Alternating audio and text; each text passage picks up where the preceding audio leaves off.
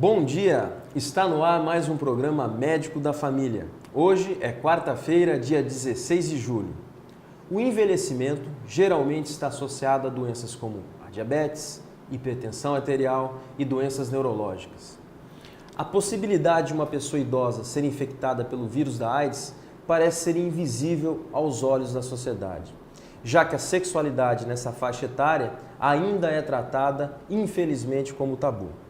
Mas o aumento da incidência de AIDS na população acima dos 50 anos cresce, como em nenhuma outra faixa etária, se tornando um desafio para o nosso país.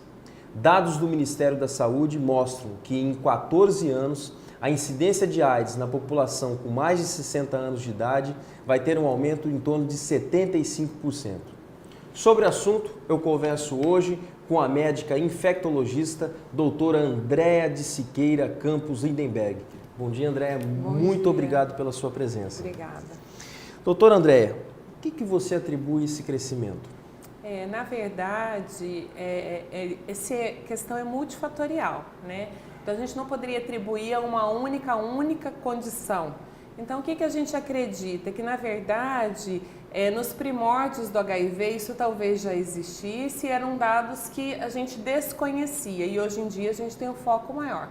Por outro lado, a gente vê também que a população na terceira idade, ela com certeza se relaciona sexualmente. Com o incremento de novas drogas para melhorar a questão da potência sexual, isso daí faz com que eles desprezem a questão da proteção, do uso de preservativo, desconhecem muitas vezes a questão dos riscos dessa doença por transmissão sexual, porque as campanhas muitas vezes não focam essa população e com isso a gente tem esse alarde, esse aumento absurdo do número de casos.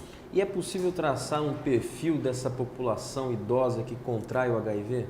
Então, essa é uma condição muito difícil da gente levantar. Por quê? Porque na grande maioria das vezes são donas de casa, são pessoas que não estão nas questões, nas condições que a gente considera de risco, como o uso de drogas, multiparceragem, só que por outro lado estão tão expostas como as outras populações. Se eu estiver enganado, você por favor me corrija, mas me parece que esse é um diagnóstico que não é muito vislumbrado nas primeiras consultas. Por que isso ocorre? Porque até então a doença sexualmente transmissível, ela está muito focada no adulto jovem.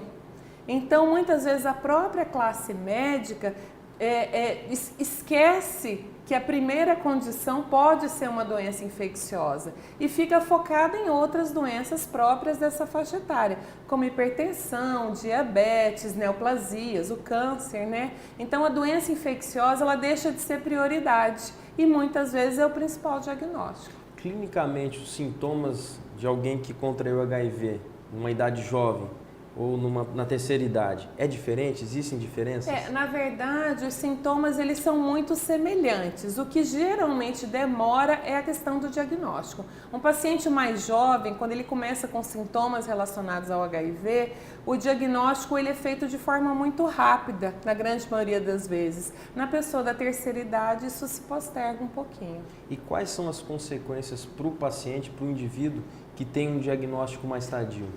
Sempre a questão da doença oportunista, que muitas vezes quanto maior o tempo de doença relacionada ao HIV, a questão da doença oportunista vai ser pior. E também relacionado às comorbidades, porque muitas vezes esses pacientes são diabéticos, são hipertensos, tem outros diagnósticos que complicam a questão do HIV.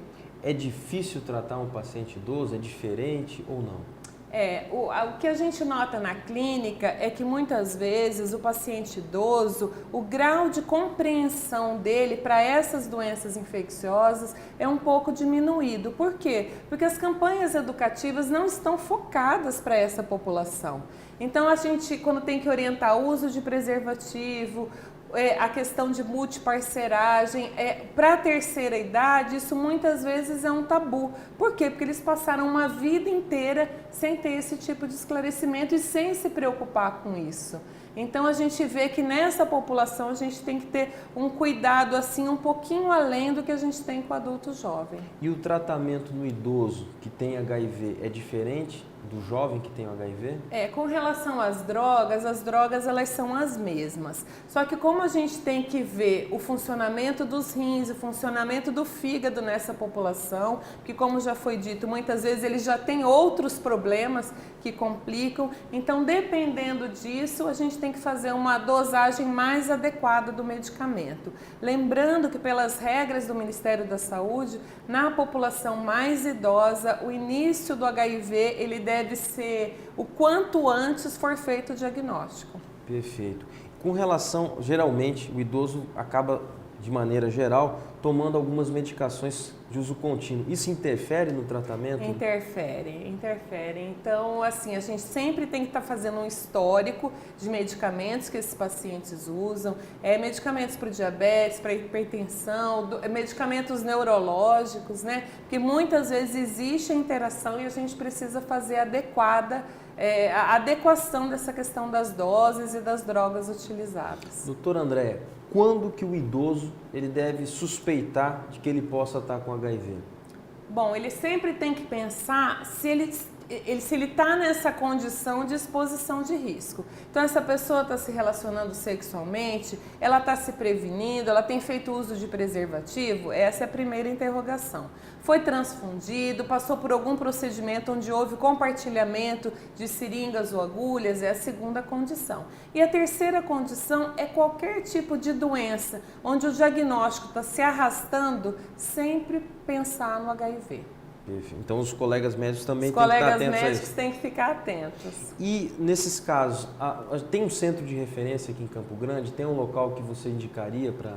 Aqui em Campo Grande nós temos o Centro de Testagem e Aconselhamento, que funciona no CEM, no Centro de Especialidades Médicas. E além disso nós temos 2 unidades de referência para tratamento, que é no Nova Bahia, que chama CEDIP, e no Hospital Universitário. Aqui em Campo Grande? Aqui em Campo Grande. Do pessoal do interior? O pessoal do interior, eles têm que procurar geralmente os centros de testagem e aconselhamento, pelo menos para ser feito o diagnóstico e aí na vigência desse exame estar positivo, procurar os especialistas. Doutora Andréia, uma pessoa que está casada há muito tempo, um casal de pessoas idosas, eles estão garantidos que não tem HIV? Hoje em dia, infelizmente, a gente não prega essa questão de garantido para todo mundo. O ideal é que em todos os relacionamentos, que todos os casamentos ou união estável, que isso seja desnecessário. Mas, na verdade, o que a gente orienta é que quem nunca fez o exame do HIV, que faça pelo menos na sua rotina de acompanhamento, no seu exame de check-up, porque existem outras formas de exposição sem ser a forma sexual. Então, apesar de hoje em dia o sangue estar bem controlado, a vigilância ter trabalhado bastante na questão de pérfuro cortante, mas o ideal é que pelo menos uma vez na vida a pessoa faça o exame do HIV. E não tem só a questão do HIV, tem outras doenças também. Exatamente. As hepatites virais, as hepatites B e C, o exame de sífilis. Hoje em dia a sífilis é uma realidade. Nós temos atendido cada vez mais pacientes com sífilis e muitas vezes uma sífilis que veio lá da juventude e que não foi tratada adequadamente, e muitas vezes na terceira idade esses pacientes terão consequências. Perfeito, muito obrigado. A gente vai ter que parar agora rapidinho para um breve intervalo comercial. Não saia daí porque é rapidinho, já já voltamos.